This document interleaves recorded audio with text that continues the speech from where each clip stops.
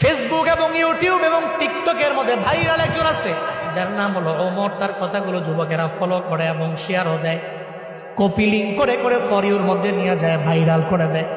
আমি গতকালকে তার একটা ভিডিও দেখলাম, তার মায়ের নামে সে কেমন এটা আমি জানি না, তবে এই ভিডিও দেখার পরে আমি দেখলাম যে মা পাগল ছেলেটা চোখের পানি ফেলাইয়া মায়ের জন্য কান্দে।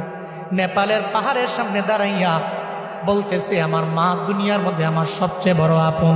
আমার মায়ের বিরুদ্ধে কথা বললে আমি কোনো আইনও মানি না, কাউরে আমি চিনি না, কারণ মায়ের মতো আপন আমার দুনিয়ার মধ্যে কেউ হতে পারে না। সে বলতে লাগলো, যখন আমার বাবা নাই, আমার মা ছাড়াই পৃথিবীতে আমার আপন যখন কেউ নাই, আমার মায়ের গার্মেন্টসে চাকরি করে করে করে করে কোনো রকম জিন্দেগি চালাইয়া আমারে ফালাইয়া যায় নাই, বরং পরিশ্রম করে করে আমার মা স্কুলের মধ্যে আমারে পড়াইল।